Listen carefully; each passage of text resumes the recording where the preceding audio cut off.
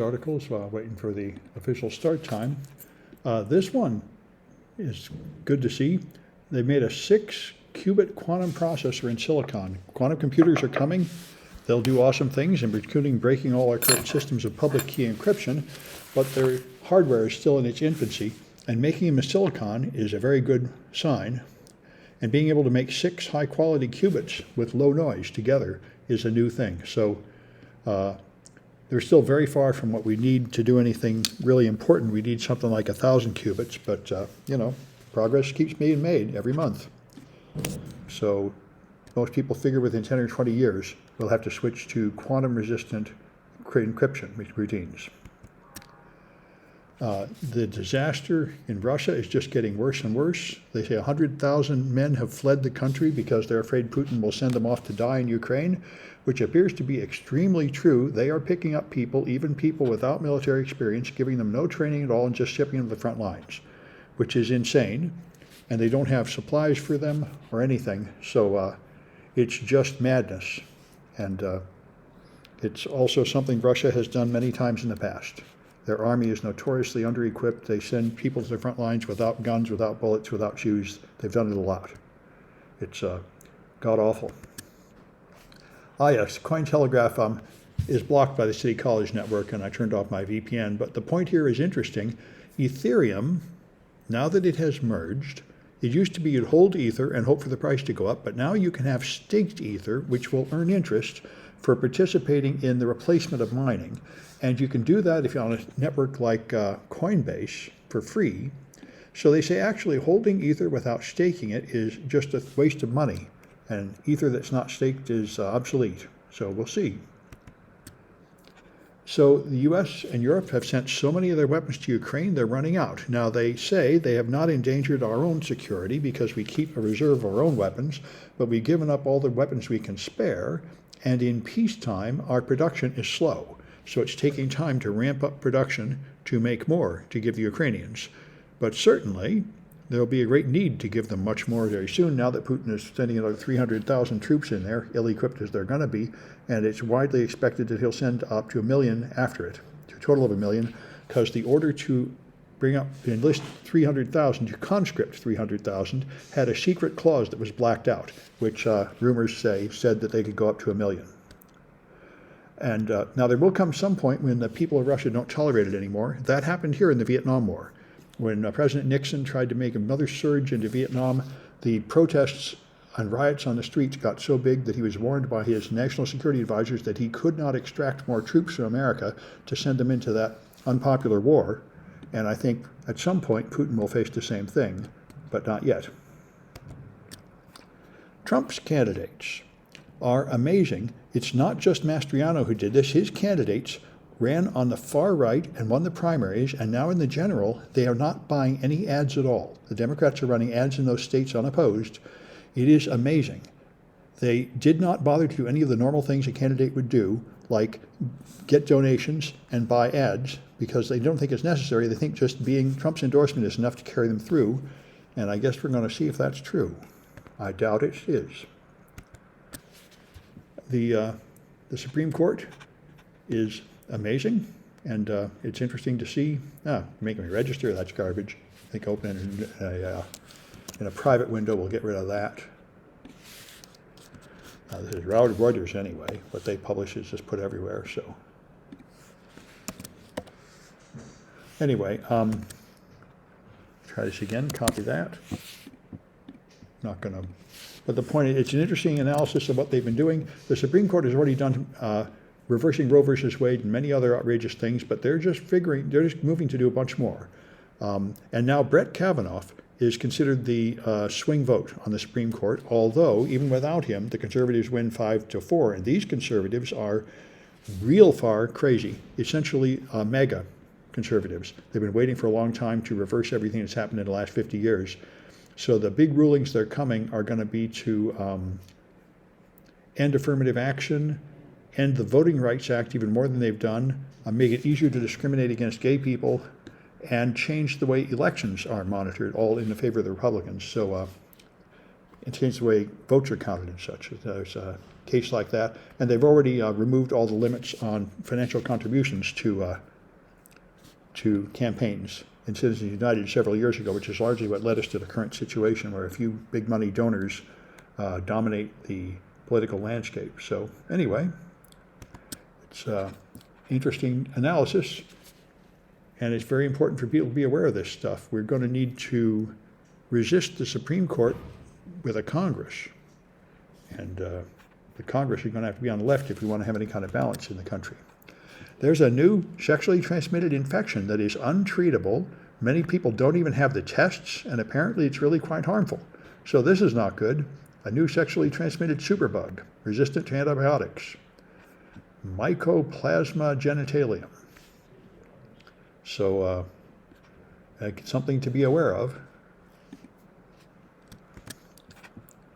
Not clear what you can do about it yet, but you might as well be aware of it. Now, what's this garbage? They're telling me to sign up. Well, that's a lie too. Let's go to a private window. All right. So Mayor London Breed, okay, that's funny. I was just reading this earlier today, and they didn't give me any of this subscriber stuff. Anyway, Mayor London Breed is basically being like Giuliani was in after 9/11 in New York City. She's going to be the tough on-crime mayor that gets San Francisco under control. So she's pushing a lot of crime policies. So far, it consists of telling the cops to do more homeless sweeps and giving them access to more surveillance cameras. But the new one is she required a whole bunch of city officials to sign undated resignation letters before she would put them in their position. So everybody can be fired by her at a whim. And that may be illegal. That's pretty much what Trump did. That's why Trump did not like to actually appoint anybody to government positions. He made them all acting, because then he could just fire them at any time. And that gives him more power over it.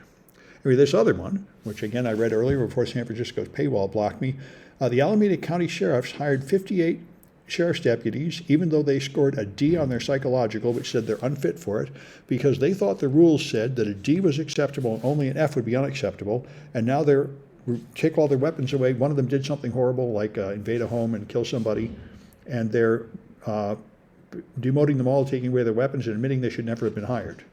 So apparently they've been essentially ignoring the psych test all along, and they got caught. And the U.S. Embassy has warned Americans to leave Russia. They say if you have dual citizenship in America and Russia, you may very well be called up and conscripted into the war in Ukraine, and you should just get out of Russia now, unless you actually want to be a soldier in Ukraine. This seems like a wise plan. I had a chance to apply to go to Russia a couple of years ago at a conference, and I was kind of scared to go. I knew somebody in my field before that was held as a prisoner in Russia for years. They snatch you and hold you as a hostage. And I know China does that too. I don't imagine, I got to charge to China a couple of times, but I don't think I'll be going back. That's a tough place, Russia. You been there? No, Yeah, I heard about it. Yeah, the problem is they grab Americans. Well, I mean, now I think there's no reason to go at all. Everybody's leaving. The people leaving say there's going to be nothing good in Russia for decades now. But before this war, there was interesting stuff happening there. And for example, Kaspersky Antivirus is doing awesome cybersecurity stuff there. And they run a conference, which I was thinking of trying to get to, but I was reluctant to go into Russia. And risk. Kaspersky, the U.S. say they are spying for Russia, and so they move into Sweden or something. You move into what? Outside of Russia, move into EU, in Sweden or something. Oh, they're moving to Sweden. I They didn't. only moved the whole operation out. Oh, that's interesting. I did not know. That See, was the only way to get Yeah. the U.S. to stop complaining. well, yes, I know, because Kaspersky Antivirus was the instrument used to steal the NSA's secrets that led to the WannaCry worm, although it wasn't. Kaspersky has an argument they didn't do it deliberately. Some contractor took the NSA secret tool and installed it on a machine that contained Kaspersky's antivirus, which flagged it and sent it to Russia, and then it eventually found its way to the security services. And so that caused the entire United States government to tell everybody they can't to stop using Kaspersky, which choked off their business. So they're moving to Sweden. That's a good idea, because So Kaspersky, they moved so they can still sell their antivirus. yeah, I think that's great, in because the US. they had the best product. It's a shame we can't use it. Why is it kind of like Huawei? Well, that's right. You know, Huawei should move too. Yeah, but especially, I think everybody's leaving Russia now. I mean, Russia is pretty much destroyed. One of my Russian students said it's just North Korea with 11 time zones now. And I mean, North Korea is what? It's just North Korea with 11 time zones now. I mean, they've made themselves so the whole world hates them. North Korea, the guy is a little bit nutty. Yes, well, the leader of Russia is also completely insane. And as No, but Russia is, Putin is, I think Putin's a problem is nobody dare to say anything, so he ended up his only guy.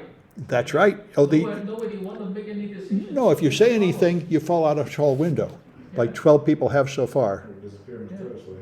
Yeah, so now males in Russia are Googling how to break your own arm. That's right. How to break your own arm or break your own leg is another thing they're trying to figure out how to do in Russia to avoid it. Someone has dual citizenship and still afraid of going to Russia. Yes, I would not go there now. Everyone leaving says there's no point going, whoever you are, because everything good in Russia is over. All the people that can leave have left. All And those people don't want to fight the war, that's all. Yeah. They want to fight the war outside of Russia, that's all. And the same thing happened here in the 70s. I lived through it. I was the generation, we were all going to be sent to Vietnam, which was very much like this, a war that made no sense, where our soldiers were just dying for no apparent reason, and the people were really not anxious to do it. Just like Clinton went to Canada. Yep, ran to Canada and stuff to avoid it, exactly. I forgot why he's even doing the war with Ukraine. Like, It's incredible. He wants to reestablish the USSR. He has, the head of the Orthodox Church in Russia has convinced him it is God's holy mission for him to restore the Ukraine territory that really should be part of Russia. It's really crazy. No, I think Putin is complaining about the NATO. Yeah, he's complaining about NATO expansion. Yeah, Since 80s, 90s. Yes. So I think Putin figure he is getting old, is trying to get that sorted out.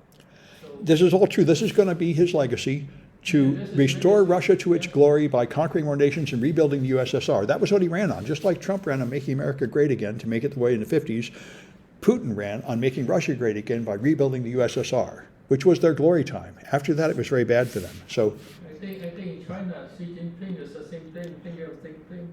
well, yeah, he seems to be very similar, Xi Jinping, although I'm not, yeah, that's right. They all thinking the same